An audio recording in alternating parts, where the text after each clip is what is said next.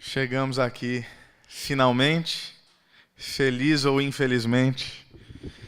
Felizmente porque nós temos sido ministrados pelo Senhor durante todos esses dias, seja através da palavra, seja através da comunhão, seja através de oração. Infelizmente porque está acabando, né? Ainda tem um pouquinho mais, ainda tem alguma coisa que creio profundamente que Deus ainda quer falar conosco nessa manhã através da sua palavra. E depois nós temos um momento comunitário, né, celebrando a ceia do Senhor. Sem dúvida alguma, seremos ministrados por isso também. Quero convidar você a abrir sua Bíblia lá no primeiro livro dos Reis, capítulo 17. 1 Reis 17.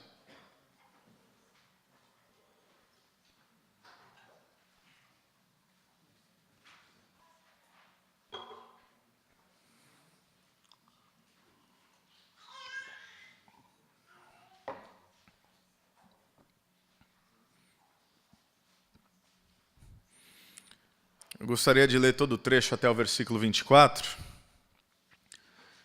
Então, orar mais uma vez, pedindo que o Senhor fale conosco através da sua palavra, ou quem sabe mais do que isso, pedir que de fato nossos ouvidos estejam atentos, porque Ele está falando a todo momento, a pergunta é se a gente está ouvindo. Então, primeiro livro dos Reis, capítulo 17, o texto diz assim: Ora, Elias de Tisbe, em Gileade, disse a Acabe: Juro pelo nome do Senhor, o Deus de Israel, a quem sirvo, que não cairá orvalho nem chuva nos anos seguintes, exceto mediante a minha palavra. Depois disso, a palavra do Senhor veio a Elias: saia daqui, vá para o leste, esconda-se perto do riacho de Querite, a leste do Jordão. Você beberá do riacho, e dei ordens aos corvos para os alimentarem lá, ou para o alimentarem lá. E ele fez o que o Senhor lhe tinha dito, foi para o riacho de Querite, a leste do Jordão, e ficou lá. Os corvos lhe traziam pão e carne de manhã e de tarde, e ele bebia água do riacho. Algum tempo depois, o riacho secou-se por falta de chuva, então a palavra do Senhor veio a Elias: vá imediatamente para a cidade de Sarepta, de Sidom, e fique por lá. Ordenei a uma viúva daquele lugar que lhe forneça comida, e ele foi. Quando chegou à porta da cidade, encontrou uma viúva que estava colhendo gravetos. Ele a chamou e perguntou: pode me trazer um pouco d'água numa jarra para eu beber? Enquanto ela ia buscar água, ele gritou: por favor, traga também um pedaço de pão. Mas ela respondeu: juro pelo nome do Senhor, o teu Deus, que não tenho, aliás, preste atenção, o nome do Senhor, o teu Deus, a gente vai falar sobre isso lá na frente, que não tenho nenhum pedaço de pão, só um punhado de farinha num jarro e um pouco de azeite numa botija. Estou colhendo uns 2 gravetos para levar para casa e preparar uma refeição para mim e para o meu filho, para que comamos e depois morramos. Elias, porém, lhe disse: não tenha medo, vá para casa e faça o que disse. Mas primeiro faça um pequeno bolo com o que você tem e traga para mim, e depois faça algo para você e para o seu filho. Pois assim diz o Senhor, o Deus de Israel: a farinha na vasilha não se acabará, e o azeite na botija não se secará, até o dia em que o Senhor fizer chover sobre a terra. Ela foi e fez conforme Elias lhes dissera. E aconteceu que a comida durou muito tempo para Elias e para a mulher e sua família, pois a farinha na vasilha não se acabou e o azeite na botija não se secou, conforme a palavra do Senhor proferida por Elias. Algum tempo depois, o filho da mulher, dona da casa, ficou doente, foi piorando e finalmente parou de respirar. E a mulher reclamou a Elias: que foi que eu te fiz, ó homem de Deus? Vieste para lembrar-me do meu pecado e matar o meu filho? Dê-me o seu filho, respondeu Elias. Ele o apanhou dos braços dela, levou-o para o quarto de cima onde estava hospedado e o pôs na cama. Então clamou ao Senhor: ó Senhor meu Deus, trouxeste também desgraça sobre essa viúva com quem estou hospedado, fazendo morrer o seu filho? Então ele se deitou sobre o menino 3 vezes e clamou ao Senhor: ó Senhor meu Deus, faze voltar a vida a esse menino. O Senhor ouviu o clamor de Elias e a vida voltou ao menino e ele viveu. Então Elias levou o menino para baixo, entregou-o à mãe e disse: veja, seu filho está vivo. Então a mulher disse a Elias: agora sei que tu és um homem de Deus e que a palavra do Senhor vinda da tua boca é a verdade. Vamos orar? Senhor Deus e Pai, nós clamamos nesse momento pelo Teu Espírito Santo, que a Tua palavra seja carregada às nossas mentes e aos nossos corações pelo poder do Teu Espírito. O homem natural, ele pode discernir apenas as coisas naturais, mas o homem espiritual, isto é, aquele que tem em si o Espírito Santo de Deus, a presença do próprio Deus, esse é aquele capaz de discernir as tuas verdades, verdades atemporais, verdades celestiais, verdades que dizem respeito à nossa eternidade. Então, que nesse último momento, o Senhor ainda fale conosco e ministre aos nossos corações. Assim nós oramos no nome de Jesus. Amém.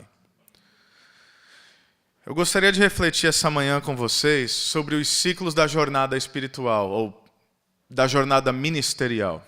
Os ciclos da jornada ministerial. E eu creio que, olhando para a vida de Elias, a gente pode trazer algumas aplicações para todos nós que estamos no ministério, seja ele pastoral, seja ele de auxílio, seja ele de uma liderança de algum ministério, enfim, o local onde Deus tem te colocado.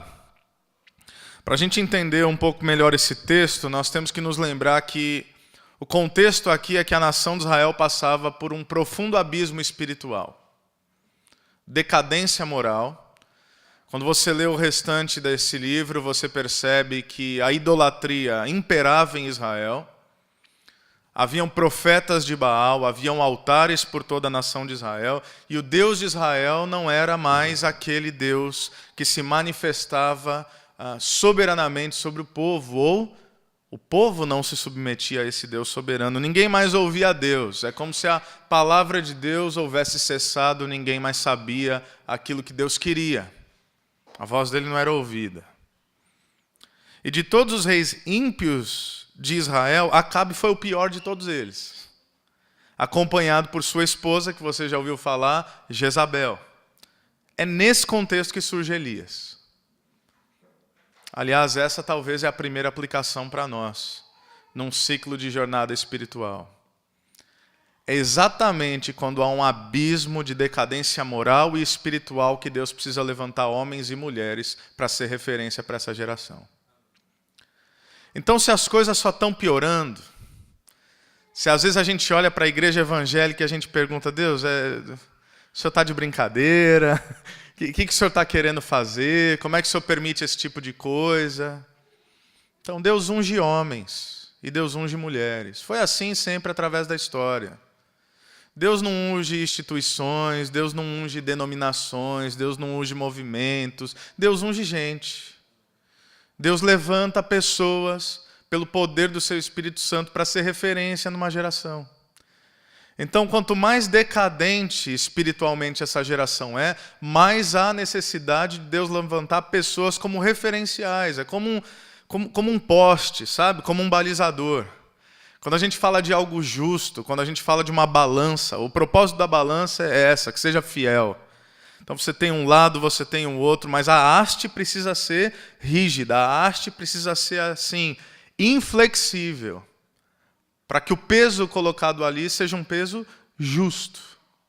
Por isso que quando a gente vê os escândalos aí no nosso país, e quem sabe até, provavelmente, as esferas da justiça corrompida, quando corrompe-se a justiça, aí você vê que tu foi boi com a corda mesmo. Aí você vê que a coisa ficou feia, porque o que não pode se corromper é um referencial de justiça. Então Deus vem e levanta Elias. É nesse contexto que ele surge. Um tempo de relativizações, tal como o de hoje. Eu falei para alguns irmãos, a gente está, até peço oração por isso, a gente está num projeto agora de legendar um documentário da Calvary chamado Uma Aventura de Fé, que conta a história do nosso movimento, muita coisa que Deus fez a partir da vida do pastor Chuck e de outros pastores que se sucederam. Eles falam um pouco sobre isso, como Deus levanta pessoas. E aquele tempo, o tempo dos hippies, era um tempo de profunda relativização, né? Sexo, drogas e rock and roll, era o mote daquela geração. Então, de repente, a gente olha e fala, meu Deus, essa juventude está perdida, né? Às vezes a gente brinca, pô, essa geração aí deu errado. Deu errado. é um desgosto por dia. Aí você olha a galera mais jovem, profundamente relativizada, seja no aspecto moral, seja no aspecto ético, seja no aspecto de uma outra onda de libertação sexual, a coisa está estranha. Então não é diferente do tempo de Elias, não é diferente do tempo do pastor Chuck na década de 60, os ciclos só se repetem. E é por isso que Deus levanta pessoas, é por isso que Deus me levanta e te levanta, para ser boca de Deus e profeta para essa geração, para poder trazer a verdade num mundo que, não sei se você sabe, esse ano passado, a expressão do ano, a expressão que foi eleita a expressão do ano, pelo dicionário, não sei se pelo Webster, pasmem, é a expressão pós-verdade. Pós-verdade. Então, o que é a verdade maior agora da nossa geração? É a pós-verdade. Então, a gente já passou dessa linha. Está tudo relativo. Mas olha o que Deus vai fazer aqui, eu creio que há muito a aprendermos. Elias surge em Gileade, e ele diz a Acabe: juro pelo nome do Senhor, o Deus de Israel, a quem sirvo, que não cairá orvalho nem chuva nos anos seguintes, exceto mediante a minha palavra. Então, Deus traz uma orientação, Deus traz uma palavra e fala: vai lá e conta para o rei. Lembra, Acabe é o pior de todos os reis. É o mais ímpio de todos. E Elias, profundamente tocado por uma convicção da palavra de Deus, vai a esse rei ímpio e fala: o negócio é o seguinte, não vai mais chover, só vai chover quando eu falar. Ousadia, fé, coragem, convicção de que era Deus que estava falando aquilo. Parece assim, não vai chover. Gente, não chover, ainda hoje a gente lida, sobretudo numa região como Campo Mourão, fica muito fácil de entender. Mas naquela época, onde não havia técnicas de cultivo, mecanização, essa coisa toda, não chover é desgraça, meu amigo. Não tem chuva, não tem colheita. O que ele está falando é o seguinte: vai ficar feia a coisa, viu, rei? E só vai parar quando eu disser. Porque Deus me trouxe para proferir esse julgamento sobre vocês, sobre essa nação. Acabe poderia mandar matar Elias na hora. Falar, então você vai falar para chover agora, senão eu corto a tua cabeça. Ele poderia. Mas Elias vai lá e ele entende que ele precisa escolher agir não segundo a conveniência, mas segundo a vontade de Deus. Essa é talvez uma outra aplicação para nós. Por vezes na nossa jornada ministerial, seguir a orientação do Senhor nos colocará em situações extremamente desconfortáveis. Ainda no café da manhã eu compartilhava, Newton, Marlícia, o Celso, Dona Júlia, a gente compartilhava sobre algumas das nossas histórias, algumas das quais eles viveram e outras que eles tinham vivido, mas ainda não sabiam alguns detalhes. Ser obediente a Deus te coloca em situações profundamente desconfortáveis. Mas a gente caminha por convicção.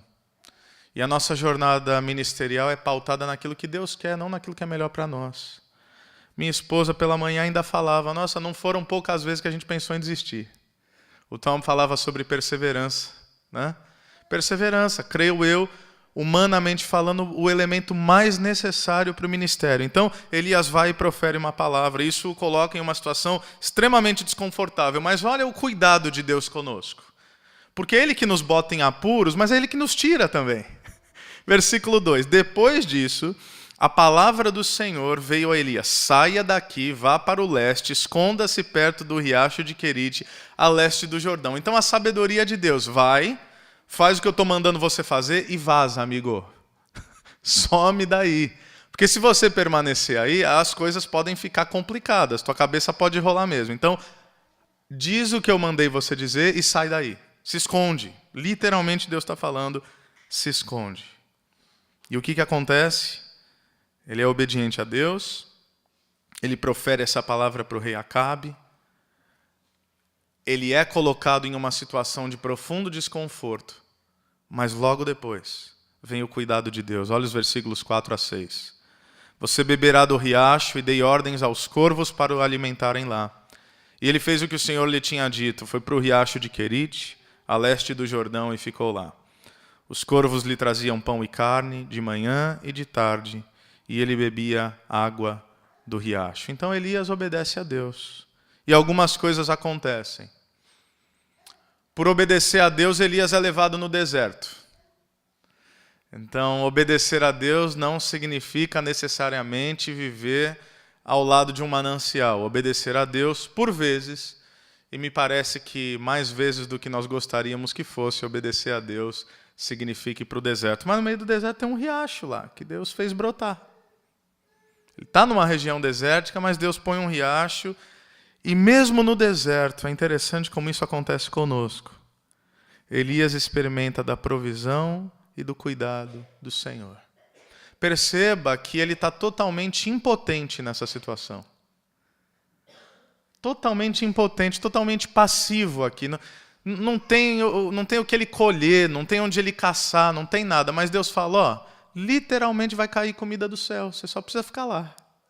Você me obedeceu, eu te levo a um lugar de dificuldade, de extremo desconforto, eu te levo para o deserto, mas não se preocupe, eu vou cuidar de você. Tem um amigo meu, o pastor Paulo Júnior, ele diz o seguinte, que no Senhor a gente nunca se cansa. A gente nunca se cansa. Porque a palavra de Deus diz que aqueles que confiam no Senhor são renovados em suas forças. Eu falei, mas Paulo Júnior, às vezes a gente se cansa. Ele falou, não, a gente não se cansa, a gente tem fome e sono, então a gente só precisa comer e dormir. E Deus sabe disso. Porque não é isso que 2 Coríntios 4 vai nos falar, que nós somos abatidos, desanimados, alguma coisa de fora para dentro vai tentando, né, nos destruir literalmente, mas nós vamos sendo renovados pelo Senhor. Por quê? Porque nós somos movidos por uma convicção que nós temos um tesouro, mesmo sendo vasos de barro. E a tônica da palavra de Deus é sempre essa, nós vamos sendo renovados como glória em glória, não a glória da lei, não a glória de Moisés que desvanece num rosto que estava brilhando e para de brilhar, não, é pelo contrário, é o oposto disso. Então, às vezes, na jornada ministerial e um dos ciclos da jornada, é que a gente precisa entender que a gente precisa parar. A gente precisa parar. Porque nós estamos exaustos espiritualmente, às vezes a gente pode dizer isso, não, mas às vezes a gente está com fome e com sono. Então a gente tem que dormir e comer. Já ficou bastante tempo assim dormindo mal? Aí você elimina as preocupações, você faz o que tem que ser feito, aí você relaxa. Não dá a impressão que você pode dormir assim por dias? Estava falando essa semana ainda com um rapaz sobre a importância de nós trazermos de volta para a nossa caminhada, sobretudo pastores e líderes, o conceito do descanso sabático. Está ali. Deus propôs para nós o descanso sabático. Aí não é a regulamentação de um dia sagrado, não é o homem que foi feito para o sábado, é o sábado que foi feito para o homem. Por exemplo, hoje meu sábado é segunda. Então segunda é o dia da minha família, segunda é o dia de eu não fazer nada. Fico com o celular ligado. Se for importante, o WhatsApp eu já nem olho. Se for importante, eu sei que vai ligar. E se ligar, eu atendo. Mas é o dia da gente descansar.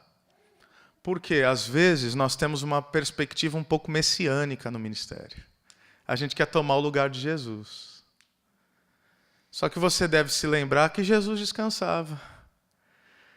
Aliás, o descanso de Jesus é interessante, né? Quando ele precisava descansar, o que ele fazia? Ele subia o monte para orar, porque ele entendia que o reabastecimento vinha diretamente da fonte de poder e sabedoria que é o Pai.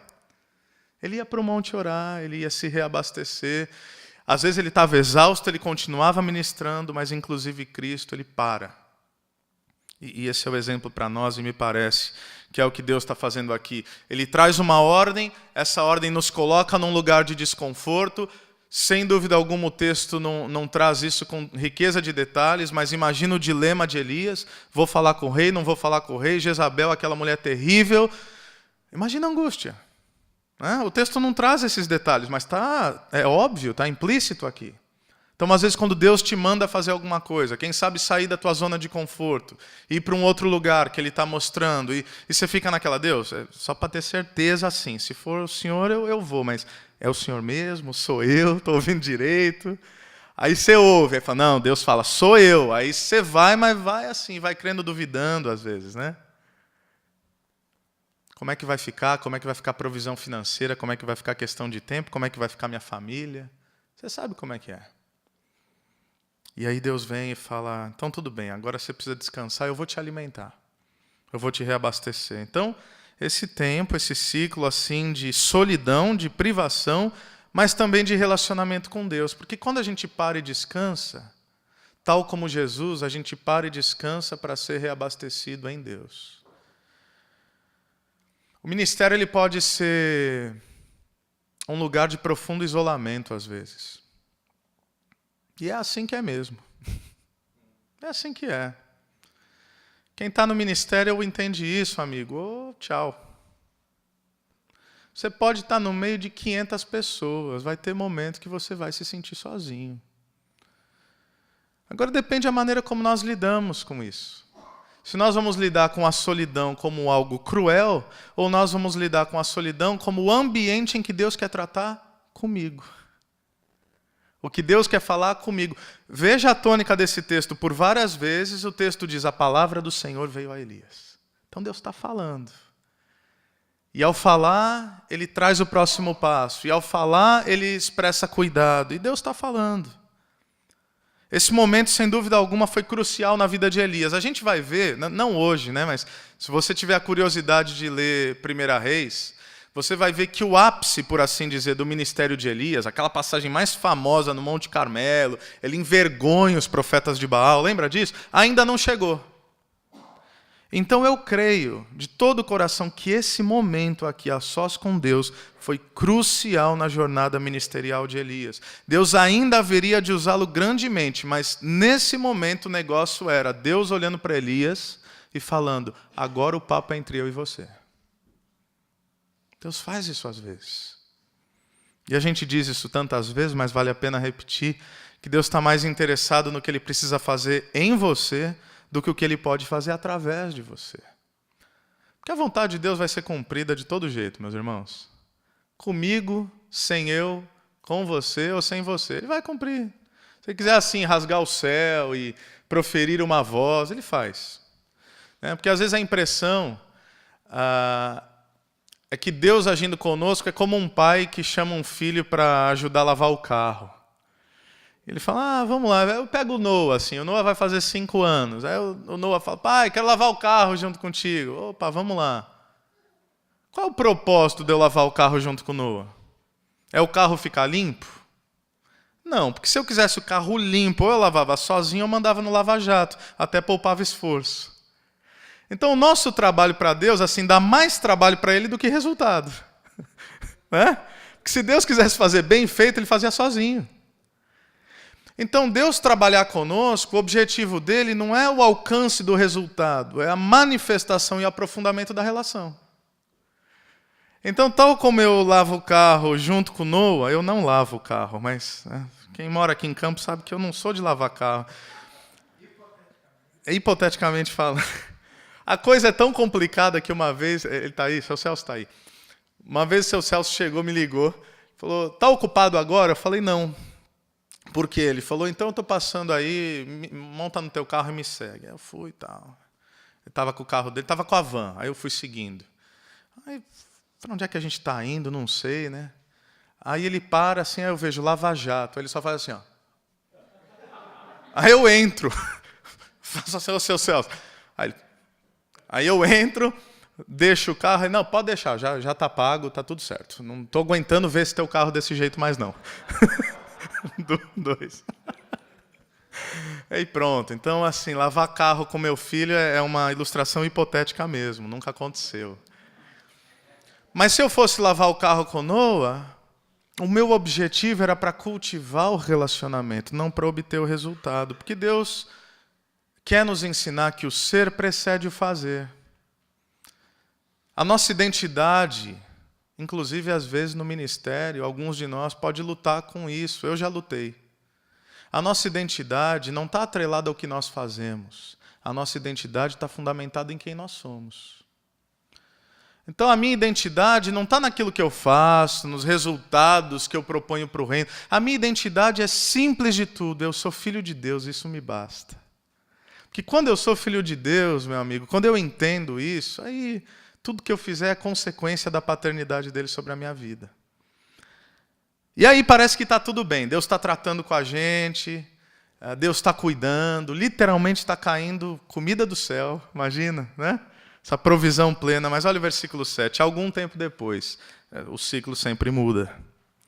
Algum tempo depois o riacho secou-se por falta de chuva. Claro, Elias falou que não ia chover. Aí ele está lá se abastecendo do riacho, mas se não chove, não tem água. Não tem água, acabou o riacho. Mas peraí, foi Deus que mandou parar de chover. Então Deus está complicando a vida de Elias? Às vezes parece que Deus dá uma complicada na nossa vida. Uma crise em potencial.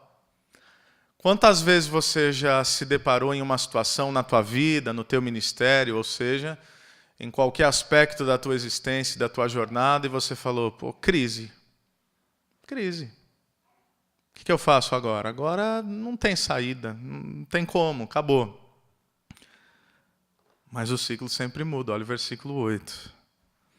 Então, e eu amo, como não diz apenas o que aconteceu, mas eu amo como diz isso daqui. Então a palavra do Senhor veio a Elias. Mais do que assim, um milagre acontecendo, a palavra veio. E quando a gente está na palavra, assim, a gente pode estar o pau torando lá fora. Quando a gente está convicto na palavra de Deus, assim, é uma questão de conteúdos internos, né? É isso que o Paulo ele vai dizer lá aos Filipenses, quando ele diz: eu aprendi o segredo de estar contente em toda e qualquer situação. Contente, contentamento, vem do radical de conteúdo. E é por isso que o Paulo vai poder dizer, com fartura, com escassez, está tudo bem, está tudo mal. Eu entendi que posso todas as coisas em Deus, aquele que me fortalece. Por quê? Porque a nossa fé não está baseada no que está acontecendo ao redor, não está baseada no que está acontecendo no entorno. A nossa fé é uma fé que tem conteúdo. É uma fé interiorizada, é uma fé acolhida na alma, que não é uma fé circunstancial. Então a palavra do Senhor veio e disse: vai imediatamente para a cidade de Sarepta, de Sidom, e fique por lá. E olha a ironia de Deus. Ordenei a uma viúva daquele lugar que lhe forneça comida. Não sei se você sabe, mas Sarepta literalmente significa fornalha. Então Deus fala o seguinte: eu quero que você saia do deserto e vai para a fornalha. Já se sentiu assim, não? Tipo assim, está ruim no deserto. Aí Deus fala, então, vamos aquecer. Está quente no deserto? Vamos para o meio do fogo.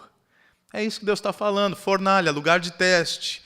E aí a ironia de Deus não está apenas em mandar para a fornalha, mas está em dizer o seguinte: você está em escassez, você precisa de provisão, então eu vou mandar uma viúva te alimentar.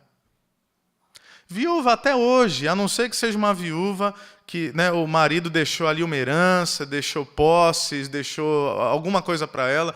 Viúva, sobretudo naquela época, naquela cultura, era o retrato perfeito da escassez, do desamparo. Porque numa sociedade patriarcal onde o provedor é o homem e não a mulher, uma mulher que perde o seu marido perde o amparo da sua vida. E aí Deus fala que vai abastecer e vai prover para Elias a partir do meio mais improvável possível. E me parece que essa é outra tônica das nossas jornadas ministeriais. Quando a gente pensa que o que faz sentido é por aqui, Deus fala, então, faz sentido, você vai achar que é você. Então vamos por aqui. Quando eu comecei no ministério, assim, eu achava que ser pastor era pregar domingo, né? Se me dessem a descrição do trabalho antes, eu ia falar, não é para mim, não. Porque eu gosto, assim, de ensinar. Se o ministério pastoral fosse ensinar, eu ensinava todo dia, está tudo certo. O problema é que não é. O problema é que eu descobri que, embora a palavra de Deus seja o melhor que a gente pode dar para o nosso povo, ela não é o que mais ocupa a nossa atividade ministerial. Aí você tem que lidar com gestão, você tem que lidar com conta, você tem que lidar com conselho, você tem que lidar com documentos, você tem que lidar com advogado, você tem que lidar com contador, você tem que lidar com construção, você tem que lidar com reforma, você tem que lidar com visita, com aconselhamento, com tudo que você puder imaginar, de modo que se você não cuidar, nem tempo para estudar você não tem. Que é aquilo que você pensou que você deveria fazer. Se você não cuidar, nem isso você consegue fazer. E aí chegou um tempo, assim, os pastores estavam conversando, eu estava falando com o Celso, alguma coisa nesse sentido. Tem hora que você faz contas, né? Porque nós precisamos ser mordomos, responsáveis dos recursos que Deus colocou sob o nosso cuidado. E aí a gente faz as contas e as contas não fecham. Eu me lembro, certa vez, eu me reuni com alguns homens da igreja. E nós estávamos orando para mudar para a cidade, o mesmo local onde nós estamos hoje. E aí eu cheguei para os homens e falei o seguinte: gente, o negócio é o seguinte, eu estou convicto que Deus está nos mandando ir para a cidade. Eles falaram, amém. Um deles perguntou assim, quanto é que a gente tem assim, né, só para a gente saber, porque eu pedi a ajuda deles para procurar um local. Qual é o nosso orçamento de aluguel? Falou, eu estou achando que assim, uns 4 mil, pelo que eu estou vendo, acho que uns 4 mil é razoável. Aí perguntaram, mas então quer dizer que a gente tem um orçamento de 4 mil mensais para alugar um local? Falei, não, o que a gente tem assim, a gente não tem nada, mas acho que 4 mil é interessante. Aí falaram assim, não, você não entendeu a pergunta. Eu estou perguntando quanto a gente tem de orçamento mês para o aluguel. Eu falei, não, você que não entendeu a resposta, a gente não tem nada, mas eu acho que até 4 mil dá. Porque se a gente tivesse o orçamento ali bonitinho, Deus não tem nada a ver com isso. A gente só fez conta e pagou. Mas é interessante que Deus ele nos leva a ambientes de profunda dependência dele. Onde a gente pensa que não, poderia ser por aqui, isso daqui faria sentido. Ele fala, não, é por aqui, eu quero te levar por outro canto. Eu quero te levar para uma cidade que você não conhece, que é um lugar de teste, e eu quero que você seja abastecido a partir de uma viúva, o símbolo maior do desamparo. E é o que aconteceu. Versículos 10 até o 12 dizem sobre isso. Diz que Elias chegou na cidade, à porta da cidade, ele encontra uma viúva. Então, não é legal quando Deus fala e as coisas começam a acontecer? Né? Então, Deus falou que eu vou encontrar uma viúva, fui para a cidade e encontrei uma viúva. Pô, é essa, é Deus agindo. Aí você já fica todo empolgado. Aí você fala, ó, viúva, vê um copo d'água lá, peraí, beleza. Aliás, já traz um bolinho também? Estou com fome. Ela fala, então, eu juro pelo nome do Senhor. Você consegue perceber a agonia da mulher ao ela falar isso? Juro pelo nome do Senhor, é essa coisa assim... Olha, de todo o coração eu estou te falando a verdade. Eu vou fazer mais uma refeição, tem um pouquinho de farinha, um pouquinho de azeite. Já chegou a profundidade total da escassez, eu vou fazer essa refeição. É a última refeição, eu e meu filho vamos morrer. Mas Deus não falou que a viúva ia abastecer? Achei que era uma viúva rica. Mas Deus não falou como deveria ser. Deus falou o que deveria acontecer. Às vezes o nosso problema não é de ouvir de Deus, é tentar explicar como é que Ele faz. Se Deus falou vai e uma viúva vai te abastecer, a gente não precisa saber como. A gente precisa saber que Deus falou vai e uma viúva vai abastecer. E aí você vê a fé de Elias. Ele fala, então faz o seguinte, antes de você comer sua última refeição e morrer, faz meu bolo. Não faz sentido nenhum. Se ela falasse, não, o senhor não está entendendo, aí ele diria, então, você que não está entendendo, faz meu bolo. Porque mesmo em meio às dificuldades, o nosso Deus ele jamais nos abandonou. Aqui me parece que Elias ele não teve medo por duas razões. Primeiro, ele conhecia a Deus. Não há jornada ministerial bem-sucedida se a gente não conhece a Deus. E conhecer aqui, né, não é aquele conhecer de Jó antes da aprovação, sabe? Antes eu conhecia de te ouvir falar. É conhecer a Deus como um Jó depois da aprovação. Meus olhos te viram. Eu cheguei perto do Senhor e eu vi o que o Senhor é capaz de fazer. Por quê? Porque Deus já provou seu cuidado. Eu gosto sempre de cultivar em momentos de dificuldade. Nem sempre eu me lembro disso num primeiro momento, mas eu tenho tentado cultivar isso. Em momentos de dificuldade, poder olhar para trás e ver os altares que eu erigi através da minha vida. O que eu quero dizer com isso? Era uma prática no Antigo Testamento.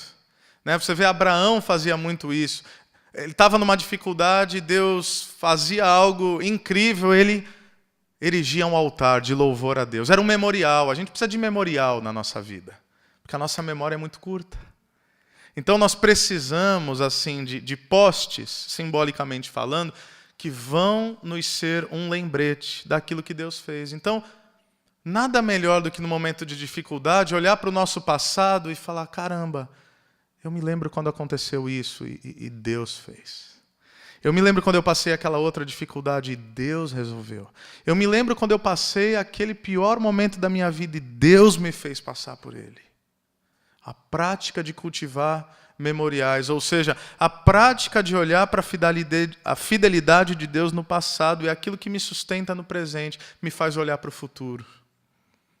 Conhecer a Deus. Em segundo lugar, é o versículo 14, ele conhecia a palavra de Deus. Porque quando a mulher propõe uma dificuldade, ela fala: não tem mais provisão, última refeição, nós vamos morrer e o meu filho... Olha o que ele diz. Ele não tenta argumentar de modo racional. Às vezes a gente faz isso.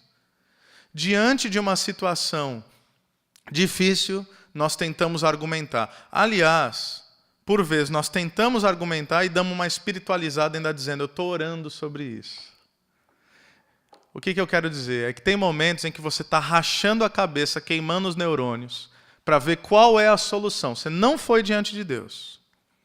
Eu sei que você já fez isso, porque eu também já fiz. Você não foi diante de Deus. Você está maquinando e falando: como é que eu vou sair dessa? E para dar uma aura de espiritualidade, você fala: eu estou orando bastante sobre isso. Entende?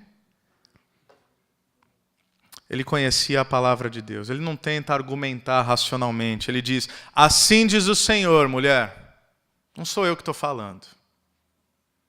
A gente tem que olhar para além das circunstâncias. Assim diz o Senhor, o Deus de Israel: a farinha na vasilha não se acabará, o azeite na botija não se secará, até o dia em que o Senhor fizer chover sobre a terra. Conhecer a Deus e conhecer a palavra de Deus é o que nos faz permanecer firmes. Ela foi e fez conforme Elias lhe dissera. Aconteceu que a comida durou muito tempo, para Elias e para a mulher e para a sua família, pois a farinha na vasilha não se acabou e o azeite na botija não se secou, conforme o quê? A palavra do Senhor proferida a Elias. Um novo ciclo de milagre. Então veja como a jornada ministerial, ela de fato é cíclica. Sebastião Júnior falava muito sobre isso. Olhar para o alto, olhar para frente, olhar para baixo, olhar para trás, olhar para o lado. São ciclos. E aí tudo fica bem. Um milagre maravilhoso que Deus faz. Mas, como é cíclico, olha o versículo 17. Algum tempo depois. Eu até vou parar por aqui, fazer uma pausa. Tem um pastor que tem servido como uma espécie de um mentor, de um conselheiro na minha vida nos últimos 7 anos. Pastor Bob. Nós mantemos a prática, né? Como ele não mora aqui, a gente fala pelo Skype quase que semanalmente. E é engraçado, ele é um sujeito extremamente amoroso, mas extremamente duro. Você tem que crer assim, você tem que ter fé que ele é amoroso. Porque o que você vê é que ele é duro. E aí, em momentos de dificuldade, Deus usa a vida dele para me animar, para me encorajar e para exortar. E aí, a gente teve uns perrengues, de novo, a jornada ministerial é cíclica. E aí, começamos a passar um tempo assim, bom, sabe? Porque Deus, né, Ele permite, às vezes, depois de uma tempestade, uma calmaria. E esse tempo bom foi um bom tempo. E um tempo relativamente longo até. Até que um tempinho atrás aconteceu umas situações assim meio pesadas. Aí lá vai eu, mando o WhatsApp: Bob, a gente precisa conversar. Aí ele fala: beleza, tal dia, tal hora, pronto, marca o Skype. Estou falando com ele, aí eu começo a contar, né? Falei: Bob, cara, tá acontecendo isso. Ele: glória a Deus. Falei: não, você não entendeu, Bob. Assim, tá feio o negócio. Eu falei: então, mas é bom isso, né? Porque eu já estava começando a questionar a legitimidade do teu ministério. Falei: como assim, Bob? Ele falou: então estava tudo muito bom. Já estava começando a duvidar. É claro que não, né? Ele me conhece, mas já estava começando a duvidar do teu ministério. Porque não tem ministério desse jeito aí que você está pensando, não. Tudo muito bem. Estava faltando problema. como selo de legitimidade de que Deus está agindo na tua vida. Porque assim, se o diabo não está se levantando contra você, meu amigo, tem alguma coisa errada. Está tudo muito bom, muito calmo, muito tranquilo. Não é um ministério legítimo, não. Então vem uma nova crise. Algum tempo depois, o filho da mulher, dona da casa, ficou doente, foi piorando e finalmente parou de respirar. O moleque morreu. E a mulher, olha o absurdo, reclamou a Elias: que foi que eu te fiz, ó homem de Deus? Vieste para lembrar-me do meu pecado e matar o meu filho? Uma nova crise. Gente, eles haviam experimentado de um milagre realizado por Deus. Nem esse menino, nem essa mulher era para estar vivo mais. Certo? Ela havia proferido de que era a última refeição e depois eles iam morrer. Acabou. Deus manda Elias. Deus faz um milagre através de Elias. A mulher continua, o filho continua, mas o filho, depois de um tempo, fica doente e morre. E aí essa mulher olha para Elias e fala o seguinte: a culpa é tua. A culpa é tua. Parece que tem mais coisa, e por falta de tempo a gente não vai falar, mas tem mais coisa nesse texto. Essa mulher era uma mulher marcada pela vida de alguma maneira, e de alguma maneira ela parecia ter algo não resolvido com Deus. Voltou para me lembrar do meu pecado? Ou seja, é Deus me punindo através de você? É isso que está acontecendo aqui? Gente, o que era uma única refeição tornou-se provisão para muito tempo. Mas agora o filho dessa mulher adoece e por alguma razão a culpa é de Elias. Vieste para lembrar-me do meu pecado e matar o meu filho. Não há qualquer menção de pecado no texto. Então o que está acontecendo? Quem sabe a mulher fragilizada pela dor, ela tem que achar um culpado. Aliás, é bom, se você está no ministério, é bom que você saiba disso. Sempre tentarão achar o culpado. Se você está à frente, o culpado é você. Pronto. Ou você resolve isso no teu coração já, ou você vai choramingar para o resto da vida. Nós estávamos passando por um tempo de transição na nossa igreja, um tempo atrás. E aí eu propus um desafio para a liderança. E aí alguém falou assim: mas não sei se vai dar certo não. Não desse jeito, mas a ideia era essa. Não sei se vai dar certo não. Falei, então, mas é simples, para você está fácil. Se der certo, foi Deus. Se der errado, foi culpa minha. Pronto, porque não sou eu que estou propondo. Se eu estou propondo e der certo, é porque eu ouvi direito de Deus. Se eu estou propondo e der errado, é culpa minha, está tudo certo, vocês estão liberados de qualquer jeito. Liderar é assumir responsabilidade. É interessante que essa mulher lança sobre Elias uma culpa que ele não tinha. Ela já perdeu o marido, agora ela perde o filho. E aí a pergunta que de repente vem à nossa mente e nos inquieta é: o que fazer quando acusado injustamente? Você já foi acusado injustamente? Orem pelos céus. Orem pelos seus pastores, porque isso é o que mais acontece. Não importa, não importa se você está tentando fazer tudo certo, não importa se a tua motivação é melhor, você sempre vai ser acusado. Sempre tem gente que quer dar opinião, mas não quer fazer nada. Sempre tem gente que quer difamar. É por isso, o Celso propôs isso na oficina sobre o segundo, sobre a assistência pastoral. É por isso que a Bíblia é tão clara. E claro que tem alguns pastores que vão para além disso e acabam usando o texto para manipular, mas a Bíblia é claríssima no que diz respeito à acusação contra pastores. A gente precisa refletir sobre isso.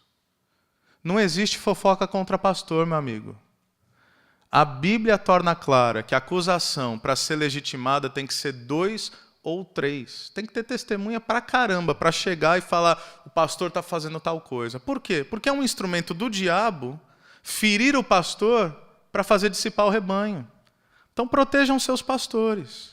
Cuidem dos seus pastores. Mas mesmo protegendo e cuidando, seus pastores serão acusados falsamente, sim. E há momentos em que a gente tem que firmar a posição. E há momentos que, se o que está em jogo é o testemunho do nome de Cristo, a gente tem que estabelecer ali uma palavra. A gente tem que ser claro quanto a alguns assuntos. A palavra de Deus também fala sobre isso. Mas, às vezes, quando acusados injustamente, pastores, líderes, cristãos, o que nós faremos? Absolutamente nada. Absolutamente nada. Porque você pode agir como se você fosse o defensor da tua vida e existência, ou você pode crer que Jesus é o melhor advogado. Quando acusado falsamente, quando difamado, eu sei que as nossas esposas sofrem muito com isso. Né? Mulheres, de modo geral, quando você ouve alguém falando do seu marido, eu sei que minha esposa não está aqui, então eu posso até falar isso sem constrangê-la. Quantas vezes eu vi minha esposa chorando porque as coisas pareciam que se levantavam contra mim. E eu era o acusado, eu era o difamado, e eu tinha que consolá-la dizendo, está tudo bem, Deus está cuidando. Mas isso afeta profundamente. O que fazer quando acusado injustamente? Olha o que o Elias fez. Ele responde, ele tenta argumentar, ele tenta falar que a culpa não é dele. Não, ele fala, me dá teu filho. Ele toma o filho no colo, o filho morto no colo. E eu acho que isso é simbólico. Diante da dor dessa viúva, é como se o Elias dissesse, transfira a sua dor para mim. Transfira a sua dor para mim. É Jesus no Calvário dizendo, Pai, perdoa-lhes, porque eles não sabem o que eles estão fazendo. Então imputa sobre mim. Derrama a tua ira sobre mim, não sobre eles. Julga o pecado em mim, não neles. E o que isso nos ensina? Nessa jornada ministerial, é que não existe ministério sem compaixão. Não existe ministério, seja pastoral, seja na área de liderança, sem compaixão. O que é compaixão? É permitir que a dor do outro seja sentida por você. É mostrar que se importa. É diante daquele que de repente te feriu, você olhar, ao ser traído com um beijo, e legitimamente, não ironicamente, perguntar, amigo, o que trazes aqui? Não é esse exemplo que Cristo nos deixou? É você receber o beijo da traição e abraçar o cara e falar, amigo, ainda está em tempo da gente resolver esse negócio. Não porque o dano não seria feito, mas porque o perdão sempre estará disponível. Não existe ministério legítimo sem compaixão. Qual é a tua dor? Eu também sinto. Transfere para mim. Não carrega esse negócio sozinho, não. Porque se você carregar isso sozinho, você não vai aguentar. Então vamos carregar junto. Transfere para mim, eu tomo no colo. Elias pega esse filho, leva, e aí ele diz, então clamou ao Senhor. E olha o versículo 22. O Senhor ouviu o clamor de Elias e a vida voltou ao menino e ele viveu. Se não existe ministério sem compaixão, também não existe ministério sem milagre. Você quer ver ambiente de milagre? É a jornada ministerial. Aliás, a nossa vida é um milagre. É um atrás do outro. Pode haver intervalos entre esses milagres, e é nesse intervalo do milagre que a gente fica angustiado. Mas como a vida e a jornada ministerial é cíclica, quando a gente entra na crise, a gente pode crer que por maior que a onda seja, em algum momento, quando eu não estiver aguentando mais, eu tenho que crer que Jesus virá até mim caminhando sobre as águas. Ministério é ambiente de milagre. Ministério é esse ambiente onde nós entendemos que nós não nos bastamos, é por isso que Deus vem no nosso socorro. É a obra de Deus, a maneira de Deus, com a provisão de Deus, com o poder de Deus. É Ele que é autor e consumador da nossa fé, é Ele que nos chamou, é Ele que nos alistou, é Ele que nos preserva, é Ele que vai completar a obra que Ele iniciou até o dia de Cristo Jesus. Não é pela minha fidelidade e pelo meu mérito, mas é porque Ele não pode negar-se a si mesmo, e Ele é fiel. É o fiel da balança. Mesmo ontem, hoje e eternamente.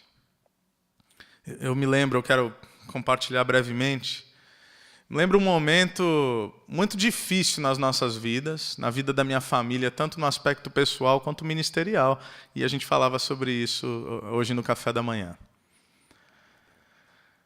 Tentando resumir a história, minha esposa estava grávida do Noah, 8º mês de gestação. O local onde a gente morava foi pedido. Falaram que a gente tem que sair. Essa é uma maneira educada para dizer que a gente foi expulso. A gente fala, ok.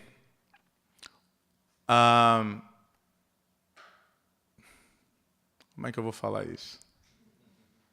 Bom, não tem nada a ver com vocês, já passou tempo, então tá tudo certo. A igreja se reunia aqui, não se reunia ainda na cidade. Que fique claro que o Neita nem pensava em estar aqui, Neita não tem nada a ver com a história. E aí começou a gerar-se, alguém veio até mim, começou a gerar uma dificuldade também para a igreja. E assim, de um modo sutil, falou, a igreja também tem que sair. Eu já estava orando para a igreja sair, mas falar, a igreja tem que sair. Vocês têm que sair, a igreja tem que sair. 8º mês de gestação. A gente não tinha dinheiro para alugar um local, nem para a igreja, nem para nós. Crise. Aliás, eu não tinha dinheiro para tirar meu filho do hospital no mês seguinte. 8º mês de gestação, estávamos chegando no 9º mês, eu tinha metade do dinheiro do parto. E beleza, tem que sair, é Deus que está nos guiando, é Ele que vai prover. E aí nós começamos a procurar um local para nós morarmos e ao mesmo tempo que a gente procurava meio que um local na cidade também para a igreja reunir. Pois bem, um dia eu esqueci minha habilitação. A Aline com aquele barrigão. A gente ia assim, 2 esquinas. Amor, estou sem habilitação, vai que passa um policial, toma multa. Você pode dirigir? Ah, posso, tranquila. Ela dirige bem, de vez em quando ela bate, mas ela dirige bem.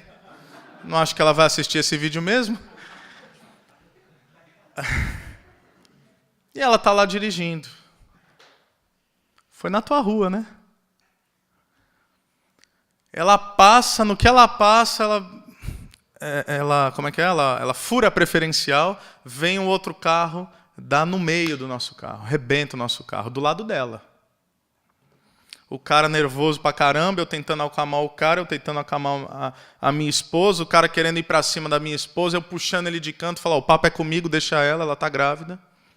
Não, mas não sei o que, eu falei, relaxa, vai estar tudo certo, nós estávamos errados, nós avançamos a preferencial, não se preocupe, a gente vai cuidar disso. Não tinha dinheiro para nada, mas era uma questão de coerência e integridade. Eu falei, estou errado, é o que você quer ouvir, eu estou errado, está tudo certo. Ele não estava tão certo assim, depois a gente descobriu, né, Nilton? Mas isso é outra história. Eu liguei para o Nilton, inclusive, falei, Nilton, cara, estou na tua rua, assim, você está na empresa? Ele falou, estou, mas estou indo aí agora. Aí ele veio e tal. Dali, o carro do cara foi levado para um canto, nosso carro já foi guinchado para outro canto, tudo detonado. A barriga da Aline endurece, ela falou, eu estou passando mal, então a gente vai para o hospital. A gente foi para o hospital. Deus é tão bom que a gente chega ali no pronto atendimento do hospital e o médico que está atendendo é o médico que fez o pré-natal dela no particular. E é o mesmo médico, o que vocês estão fazendo aqui? Então, a gente acabou de ter uma colisão, a Aline não está se sentindo bem, a barriga dela está rígida, ela não está legal, a gente quer ver se o bebê está bem. E ele passa aquele negócio de ouvir o coração. E aí passa 1 minuto, 2, 3, 4, 5, nada de ouvir o batimento cardíaco, não aparece. A gente começa a ficar angustiado, crise. Passa alguns minutos que pareceram uma eternidade. Daqui a pouco a gente ouve, tum, tum, tum, tum, coração do Noah batendo. Ou seja, o Noah está vivo, porque a gente já estava questionando isso naquele momento. O Noah está bem, a Aline está bem, está tudo certo, vamos tocar a vida. E a gente vai tocar a vida. Em uma semana, porque eu vou resumir assim, em uma semana a gente consegue um local para morar. O irmão chega e fala, então, ó, meu irmão tem um apartamento bom, acho que vocês vão gostar. Ele está pedindo preço abaixo do valor de mercado, num bairro excelente. Não precisa de imobiliária, não precisa de fiador, ele mora do lado, você acerta todo mês com ele. Pode ser? Pode ser. Amém. Uma coisa está feita. Na mesma semana, tem um lugar lá para ver na igreja. Você tem que ter fé, porque é um lugar abandonado, é um local horrível, mas vamos lá. E a gente vai lá, a gente reúne o conselho e a gente vai lá. Até interessante, se eu não estou enganado, né? O Newton também foi usado por Deus nesse sentido, e aí eu lembro que o seu Celso, participante do conselho também, naquele momento ele vê aquele lugar, assim, um mausoléu, aí chega em casa, eu acho que comento com a dona Júlia fala, o Diego está doido e vocês estão doidos juntos. Não é mais ou menos isso, dona Júlia? Era um local abandonado há 7 anos, não tinha tomada, não tinha luz, não tinha nada do que você imaginar. Mas nós falamos, é aqui, e aí nós alugamos. Então, na mesma semana, nós alugamos um local para a igreja e um local para a minha família. E o local da minha família, o apartamento, ficava a 3 quadras da igreja. Então, a gente estava sem carro, mas dava para ir a pé para o culto, se precisasse. Nesse meio tempo, ainda tinha o problema dos carros e do parto. É até difícil falar. Mas sabe aquela coisa do cuidado de Deus? Que Elias veio aqui em meio à crise? Alguns irmãos se juntaram e falaram o seguinte: Diego, a gente não quer ser indiscreto, mas a gente tem a impressão que você não vai dar conta de pagar esse negócio, não. Eu falei, é verdade, eu não vou mesmo. Eles falaram, então, vamos fazer o seguinte, a gente vai fazer uma vaquinha aí e a gente vai ver o que dá. Cada um deu um pouco, os irmãos se juntaram, pagaram o conserto do carro. O carro está pago. Chegou o parto do Noah, isso tudo no mesmo mês, né? Chegou o parto do Noah, no dia do parto, Noah nasceu bem, saudável, tinha metade do dinheiro para o parto. Aí no dia seguinte, 2 dias depois, a Aline recebe alta, o Noah recebe alta. Quando é proferida a alta, eu olho para a Aline e falo, eu tenho que sair, já volto. Ela falou, como assim a gente recebeu alta? Eu tenho que sair, vazei. Puxei o Nick comigo. E a gente foi assim, a gente foi nos bancos pedir empréstimo, né, Nick? Os bancos não davam empréstimo. Aí assim, no último banco, a gente falou, preciso de um empréstimo. Aí o banco falou, tá bom. Ali eu vi, não do jeito que eu imaginava, mas Deus proveu. E o banco emprestou exatamente a quantia. O máximo que ele podia me emprestar era a quantia que eu precisava. Então, eu saio do banco, corro para o hospital e falo, está aqui, e libero meu filho. Essa é uma sucessão de milagres que aconteceu assim em um mês. Eu poderia te contar vários outros. Porque a jornada ministerial é ambiente de milagre. É ambiente onde Deus vai fazendo na nossa vida aquilo que a gente não podia fazer. E caminhando para o final, então Elias levou o menino para baixo, entregou-o à mãe e disse, veja, seu filho está vivo. Então, preste atenção, a mulher disse a Elias, lembra que essa mulher disse, o teu Deus, lá no início? O teu Deus? Agora ela diz, então a mulher disse a Elias, agora sei que tu és um homem de Deus e que a palavra do Senhor vinda da tua boca é a verdade. Ela já tinha visto milagre, ela já tinha visto provisão, e não creio que o milagre da ressurreição fez com que ela enxergasse Deus na vida de Elias, porque ele já tinha feito milagre antes. O que fez com que ela se tornasse convicta de que Elias era o homem de Deus é que ficou evidente que ele não tinha apenas um discurso, mas ele vivia aquilo que ele pregava. Porque as pessoas enxergam mais a Deus através das nossas vidas quando nós simplesmente amamos. Transfira para mim a tua dor. Como é que eu posso demonstrar amor por você? Ok, eu sei que o discurso não está adiantando, eu sei que o sermão não está fazendo tanto efeito quanto eu achei que ia fazer. E aí, o que a gente vai fazer sobre isso? Como é que Deus pode usar a minha vida para ministrar na tua vida? Porque mais poderoso que qualquer sinal, qualquer milagre, é o amor que só pode fluir do próprio Deus. Aliás, foi isso que Jesus disse em João 13:35. Com isso todos saberão que vocês são meus discípulos se vocês se amarem uns aos outros. Então não foi que Deus colocou a viúva na vida de Elias para que Elias pudesse ser suprido. Deus colocou Elias na vida da viúva para que ela pudesse conhecer a Deus de verdade. Então às vezes a gente está achando que Deus está fazendo algumas coisas na nossa vida por nós. E isso faz parte. Mas muito provavelmente, inclusive as dificuldades que Ele permite na nossa vida, não é para que nós sejamos beneficiados, mas para que através da nossa dor, da nossa angústia e da nossa adversidade, Cristo seja glorificado e alguém veja Jesus em nós. Aliás, se nós lêssemos o restante da vida de Elias, eu só quero comentar ao episódio do Monte Carmelo, o ápice da sua jornada ministerial, é quando Elias fica famoso. E aí depois o que acontece? Parece que Elias cai em depressão. Logo depois disso, o que ele tem que fazer de novo? Dormir e comer. Leia o texto. Ele dorme e come. Ele está dormindo, Deus acorda Elias, hora de comer, hein? Vem as codornizes, os corvos, aquela coisa toda. Até que chega um momento em que Deus fala, Elias, levanta. Deu. É hora de trabalhar. Você vai fazer o seguinte, você se levanta e você vai ungir Azazel, rei de Israel. Você levanta e você vai ungir Jeú. Você levanta e você vai ungir Eliseu. E aí Deus diz, Azazel vai acabar com a idolatria, e é no fio da espada.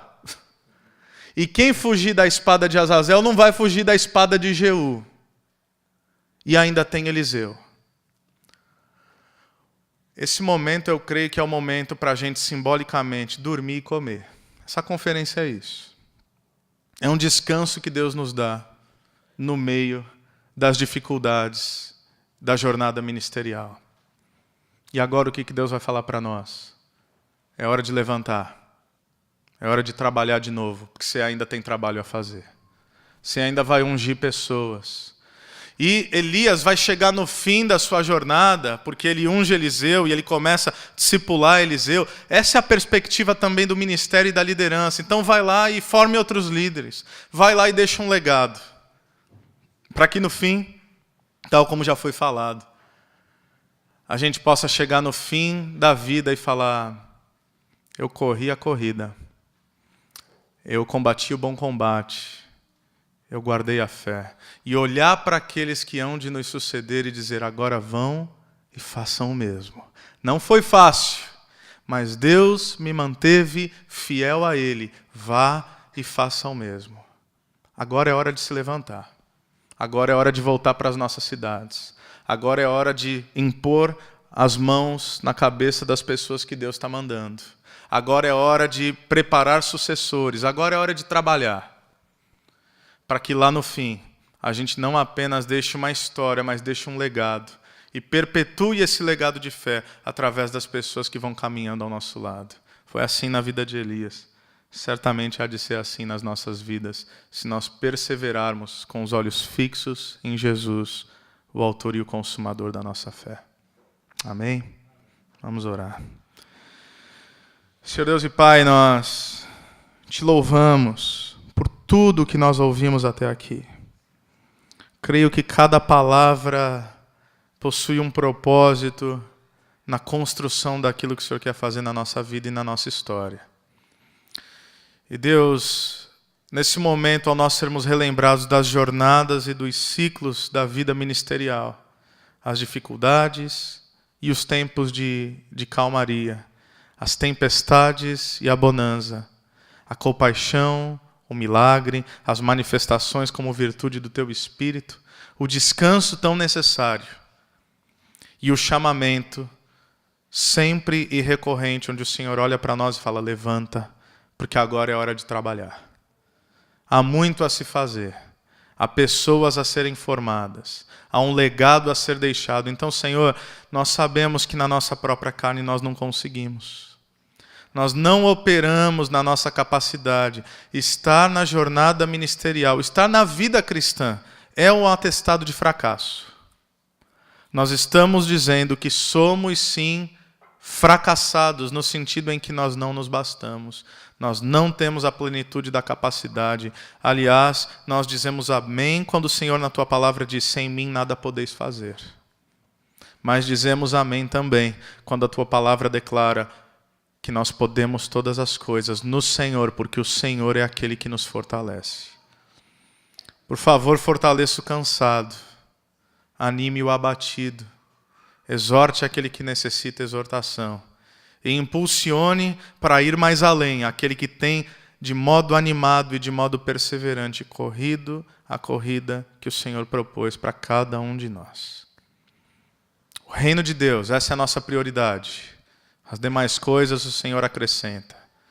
Nós cuidamos das Tuas coisas e o Senhor cuida de nós. Que jamais duvidemos disso. Assim oramos no nome de Jesus. Amém. Amém. Que Deus